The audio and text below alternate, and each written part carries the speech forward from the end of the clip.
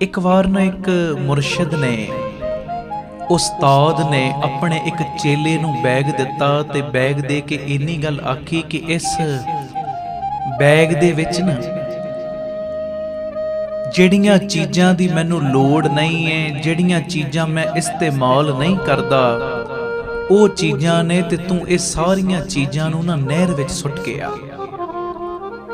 ਹੁਣ ਜਦੋਂ ਚੇਲਾ ਗਿਆ ਆਪਣੇ ਮੁਰਸ਼ਿਦ ਦੀ ਗੱਲ ਮੰਨ ਕੇ ਨਹਿਰ ਦੇ ਉੱਤੇ, ਤੇ ਜਦੋਂ ਉਹਨੇ ਬੈਗ ਖੋਲ ਕੇ ਵੇਖਿਆ ਤੇ ਕੀ ਵੇਖਦਾ ਹੈ, ਮੇਰੇ ਮੁਰਸ਼ਿਦ ਨੇ ਤੇ ਇੰਨੀ ਗੱਲ ਕਹੀ ਸੀ ਕਿ ਇਹਦੇ ਵਿੱਚ ਉਹ ਚੀਜ਼ਾਂ ਨੇ ਜਿਨ੍ਹਾਂ ਦੀ ਮੈਨੂੰ ਲੋੜ ਨਹੀਂ, ਬੇਕਾਰ ਨੇ, ਪਰ ਇਹ ਬੈਗ ਦੇ ਵਿੱਚ ਤੇ ਸੋਨੇ ਦੀਆਂ ਮੋਹਰਾਂ ਨੇ, ਇਹ ਮੋਹਰਾਂ ਮੈਂ ਸੁੱਟਣ ਆਇਆ।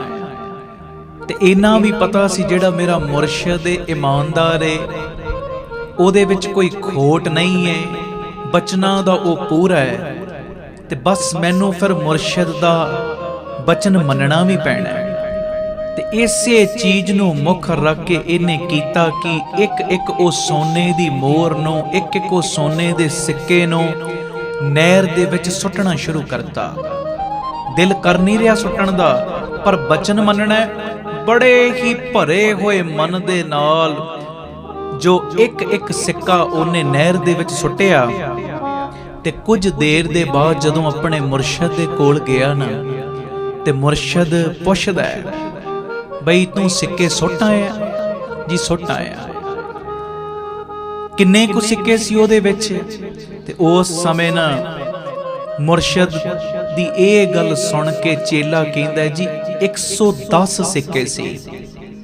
ਤੇ ਮੁਰਸ਼ਿਦ ਨੂੰ ਪਤਾ ਸੀ, ਉਹਨੇ ਗਿਣਤੀ ਕੀਤੀ ਸੀ 110। ਕਹਿੰਦਾ ਬਿਲਕੁਲ ਠੀਕ ਗੱਲ ਏ, 110 ਸਿੱਕੇ ਸੀ ਉਹਦੇ ਵਿੱਚ, ਤੂੰ 110 ਸਿੱਕੇ ਸੁੱਟ ਕੇ ਆ ਗਿਆ। ਤੇ ਹੁਣ ਬਾਕੀ ਦੇ ਵੀ ਨਾ ਆਪਣੇ ਚੇਲਿਆਂ ਨੂੰ ਆਪਣੇ ਕੋਲ ਬੁਲਾਇਆ। ਤੇ ਪਤਾ ਕੀ ਕਹਿੰਦਾ ਹੈ, ਜਿਹੜੇ ਮੈਂ ਸਿੱਕੇ ਸੁੱਟਵਾਏ ਨੇ ਨਾ, ਅਸਲੀਅਤ ਦੇ ਵਿੱਚ ਉਹ ਸੋਨੇ ਦੇ ਨਹੀਂ, ਉਹਨਾਂ ਦੇ ਉੱਤੇ ਸੋਨੇ ਦਾ ਪਾਣੀ ਚੜਿਆ ਹੋਇਆ ਸੀ, ਨਕਲੀ ਸੀ ਉਹ ਸਿੱਕੇ। ਪਰ ਮੈਂ ਇਹ ਚੀਜ਼ ਕਰਕੇ ਤੁਹਾਨੂੰ ਕੁਝ ਸਿਖਾਉਣਾ ਚਾਹੁੰਦਾ ਸਾਂ।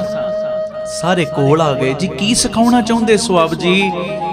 ਤੇ ਮੁਰਸ਼ਿਦ ਨੇ ਇੱਕ ਗੱਲ ਕਹੀ, ਕਹਿੰਦੇ ਪਹਿਲੀ ਗੱਲ, ਜਿਹੜੀ ਚੀਜ਼ ਨੂੰ ਤੁਸੀਂ ਸੁੱਟਣਾ ਚਾਹੁੰਦੇ ਹੋ ਨਾ, ਤੇ ਉਹਨੂੰ ਨਕਾਰਨ ਵਿੱਚ, ਉਹਨੂੰ ਸੁੱਟਣ ਦੇ ਵਿੱਚ ਕਦੀ ਵੀ ਬੁਰਾ ਨਾ ਮਨਾਓ। ਆਖੋ ਵਾਹਿਗੁਰੂ। ਜ਼ਿੰਦਗੀ ਦੇ ਵਿੱਚ ਕਈ ਚੀਜ਼ਾਂ ਇਹੋ ਜਿਹੀਆਂ ਹੁੰਦੀਆਂ ਨੇ ਜਿਨ੍ਹਾਂ ਦਾ ਲਗਾਵ ਬੜਾ ਹੁੰਦਾ ਹੈ। ਬੰਦਾ ਜਿਨ੍ਹਾਂ ਚੀਜ਼ਾਂ ਦੇ ਨਾਲ ਬੜਾ ਹੀ ਲਗਾਵ ਕਰਦਾ ਹੈ, ਪਰ ਅਸਲੀਅਤ ਦੇ ਵਿੱਚ ਉਹ ਚੀਜ਼ਾਂ ਜ਼ਿੰਦਗੀ 'ਚ ਕੰਮ ਨਹੀਂ ਆਉਂਦੀਆਂ, ਉਹਨਾਂ ਨੂੰ ਸੁੱਟਣਾ ਹੀ ਪੈਂਦਾ ਹੈ। ਤੇ ਜਦੋਂ ਸੁੱਟਣ ਦੀ ਵਾਰੀ ਆਵੇ ਨਾ, ਤੇ ਉਦੋਂ ਕਦੀ ਵੀ ਇਹ ਚੀਜ਼ਾਂ ਨੂੰ ਸੁੱਟਣ ਲੱਗਿਆਂ, ਨਕਾਰਨ ਲੱਗਿਆਂ ਬੁਰਾ ਨਹੀਂ ਮਨਾਉਣਾ ਚਾਹੀਦਾ। ਹੁਣ ਉਦਾਹਰਣ ਵਜੋਂ ਮੈਂ ਕਹਿ ਰਿਹਾ, ਕਈ ਵਾਰੀ ਬੰਦਾ ਨਾ ਕੋਈ ਔਗਣ ਹੈ, ਔਗਣ ਦੇ ਨਾਲ ਲਗਾਵ ਬੜਾ, ਭਾਵੇਂ ਸ਼ਰਾਬ ਪੀਣ ਦਾ ਔਗਣ ਹੈ, ਭਾਵੇਂ ਨਿੰਦਿਆ ਕਰਨ ਦਾ ਔਗਣ ਹੈ, ਭਾਵੇਂ ਮਾੜੀ ਸੰਗਤ ਕਰਨ ਦਾ ਔਗਣ ਹੈ, ਪਰ ਇਸ ਔਗਣ ਨੂੰ ਛੱਡਣ ਲੱਗਿਆਂ ਕਈ ਵਾਰੀ ਬੰਦਾ ਨਾ ਬੁਰਾ ਮਨਾਉਣ ਲੱਗ ਪੈਂਦਾ। ਜੇ ਮੈਂ ਸ਼ਰਾਬ ਛੱਡਾਂਗਾ, ਮੇਰੇ ਮਿੱਤਰ ਦੋਸਤ ਕੀ ਕਹਿਣਗੇ?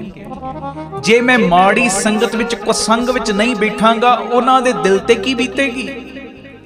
ਪਿਆਰਿਓ, ਜਿਹੜੀ ਚੀਜ਼ ਨੂੰ ਤੁਸੀਂ ਸੁੱਟਣਾ ਹੈ ਨਾ ਲਾਈਫ ਦੇ ਵਿੱਚੋਂ, ਕਦੀ ਵੀ ਉਸ ਚੀਜ਼ ਨੂੰ ਸੁੱਟਣ ਲੱਗਿਆਂ ਬੁਰਾ ਨਾ ਮਨਾਓ, ਭਾਵੇਂ ਉਹ ਚੀਜ਼ ਨਾਲ ਤੁਹਾਡਾ ਕਿੰਨਾ ਵੀ ਲਗਾਵ ਕਿਉਂ ਨਾ ਹੋਵੇ। ਤੇ ਉਸ ਵੇਲੇ ਨਾ ਮੁਰਸ਼ਿਦ ਨੇ ਇੱਕ ਗੱਲ ਹੋਰ ਆਖੀ, ਜਿਵੇਂ ਇਸ ਮੇਰੇ ਸ਼ਿਸ਼ ਨੂੰ ਸੋਨੇ ਦੀਆਂ, ਭਾਵੇਂ ਉਹ ਨਕਲੀ ਸੋਨੇ ਦੀਆਂ ਮੋਹਰਾਂ ਸੀ, ਸਿੱਕੇ ਸੀ, ਪਰ ਇਹਨੂੰ ਲੱਗਦਾ ਸੀ ਅਸਲੀ ਨੇ। ਜਦੋਂ ਉਹ ਸਿੱਕਿਆਂ ਨੂੰ ਸੁੱਟਿਆ, ਇਹਨੂੰ ਦਰਦ ਮਹਿਸੂਸ ਹੋਇਆ। ਤੇ ਉਸ ਸਮੇਂ ਨਾ ਉਹ ਕੀ ਕਹਿੰਦਾ, ਉਸਤਾਦ ਕਹਿਣ ਲੱਗਾ ਕਿ ਜਦੋਂ ਵੀ ਤੁਸੀਂ ਕਿਸੇ ਚੀਜ਼ ਨੂੰ ਸੁੱਟਣਾ ਹੈ ਨਾ ਆਪਣੇ ਜੀਵਨ ਦੇ ਵਿੱਚੋਂ, ਤੇ ਕਦੀ ਵੀ ਉਸ ਚੀਜ਼ ਨੂੰ ਸੁੱਟਣ ਲੱਗਿਆਂ ਨਕਾਰਨ ਵਕਤ ਵੀ ਕਦੀ ਵੀ ਦਰਦ ਮਹਿਸੂਸ ਨਾ ਕਰੋ। ਆਖੋ ਵਾਹਿਗੁਰੂ। ਧੰਨ ਗੁਰੂ ਰਾਮਦਾਸ ਜੀ, ਧੰਨ ਗੁਰੂ ਰਾਮਦਾਸ ਜੀ। ਪਿਆਰ ਨਾਲ ਆਖੋ ਨਾ, ਧੰਨ ਬਾਬਾ ਜੀ ਸਿੰਘ ਜੀ। ਸਮਝ ਰਹੇ ਹੋ ਨਾ ਮੈਂ ਕੀ ਕਹਿ ਰਿਹਾ? ਕਿ ਕੋਈ ਵੀ ਚੀਜ਼ ਏ ਬੰਦਾ ਹੁਣ ਛੱਡਣੀ ਚਾਹੁੰਦਾ ਹੈ, ਛੱਡਣ ਦਾ ਪ੍ਰਣ ਵੀ ਕਰ ਲੈਂਦਾ ਹੈ ਕਿ ਮੈਂ ਅੱਜ ਤੋਂ ਬਾਅਦ ਇਹ ਚੀਜ਼ ਨੂੰ ਆਪਣੀ ਲਾਈਫ ਦੇ ਵਿੱਚੋਂ ਕੱਢ ਦੇਣਾ ਹੈ। ਲਗਾਵ ਬੜਾ ਸੀ ਉਸ ਚੀਜ਼ ਨਾਲ, ਸ਼ਰਾਬ ਨਾਲ ਲਗਾਵ ਬੜਾ ਸੀ, ਨਸ਼ਿਆਂ ਦੇ ਨਾਲ ਲਗਾਵ ਬੜਾ ਸੀ। ਮੈਂ ਇਹ ਚੀਜ਼ ਨੂੰ ਆਪਣੀ ਲਾਈਫ ਦੇ ਵਿੱਚੋਂ ਕੱਢਣਾ ਹੈ, ਪਰ ਕੱਢਣ ਲੱਗਿਆਂ ਕਈ ਵਾਰੀ ਦਿਲ ਵੀ ਦੁਖਦਾ ਹੈ, ਕਈ ਵਾਰੀ ਬੰਦਾ ਬੁਰਾ ਵੀ ਮਨਾਉਂਦਾ ਹੈ ਕਿ ਲੋਕ ਕੀ ਕਹਿਣਗੇ, ਮੇਰੇ ਜਿਹੜੇ ਪੁਰਾਣੇ ਮਿੱਤਰ ਨੇ ਉਹ ਕੀ ਕਹਿਣਗੇ। ਕਿਸੇ ਦੀ ਪਰਵਾਹ ਨਾ ਕਰੋ, ਉਸ ਚੀਜ਼ ਨੂੰ ਬਾਹਰ ਸੁੱਟ ਦਿਓ।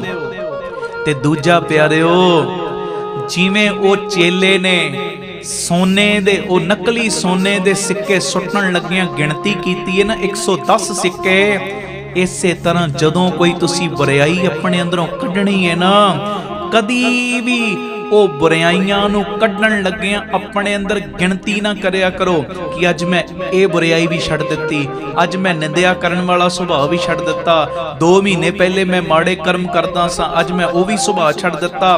ਕਦੀ ਵੀ ਇਹ ਚੀਜ਼ਾਂ ਦੀ ਗਿਣਤੀ ਨਾ ਕਰੋ। ਕਿਉਂ? ਕਿਉਂਕਿ ਜਦੋਂ ਤੁਸੀਂ ਇਹਨਾਂ ਚੀਜ਼ਾਂ ਦੀ ਗਿਣਤੀ ਕਰਨੀ ਸ਼ੁਰੂ ਕਰ ਦਿਓਗੇ ਨਾ ਕਿ ਅੱਜ ਮੈਂ ਆ ਵੀ ਔਗਣ ਛੱਡਿਆ, ਅੱਜ ਮੈਂ ਉਹ ਵੀ ਔਗਣ ਛੱਡਿਆ, ਜਦੋਂ ਗਿਣਤੀ ਸ਼ੁਰੂ ਕਰੋਗੇ ਇਹਨਾਂ ਚੀਜ਼ਾਂ ਦੀ, ਫਿਰ ਤੁਹਾਡੇ ਅੰਦਰ ਹੰਕਾਰ ਵੱਧਦਾ ਜਾਏਗਾ। ਆਖੋ ਵਾਹਿਗੁਰੂ। ਧੰਨ ਗੁਰੂ ਰਾਮਦਾਸ ਜੀ, ਗੁਰੂ ਰਾਮਦਾਸ ਜੀ। ਪਿਆਰ ਨਾਲ ਆਖੋ ਨਾ ਧੰਨ ਬਾਬਾ ਦੀਪ ਸਿੰਘ ਜੀ। ਫਿਰ ਆਖੋ ਨਾ ਧੰਨ ਬਾਬਾ ਦੀਪ ਸਿੰਘ ਜੀ। ਜਿੰਨੀਆਂ ਵੀ ਭੈੜੀਆਂ ਆਦਤਾਂ ਨੇ ਉਹਨਾਂ ਨੂੰ ਰੱਦੀ ਦੇ ਟੋਕਰੇ 'ਚ ਸੁੱਟਣਾ ਹੈ, ਜਿੰਨੀਆਂ ਵੀ ਗੰਦੀਆਂ ਆਦਤਾਂ ਨੇ, ਬੁਰਾਈਆਂ ਨੇ, ਉਹਨਾਂ ਨੂੰ ਪਿਆਰਿਓ ਕੂੜੇ ਦੇ ਡੱਬੇ 'ਚ ਸੁੱਟਣਾ ਹੈ। ਤੇ ਇਹ ਸੁੱਟਣ ਲੱਗਿਆਂ ਮਾਣ ਮਹਿਸੂਸ ਕਰਨਾ ਹੈ, ਨਾ ਕਿ ਉਹਨਾਂ ਦੀ ਗਿਣਤੀ ਕਰਕੇ ਆਪਣੇ ਅੰਦਰ ਹਉਮੈ ਨੂੰ ਵਧਾਉਣਾ ਹੈ।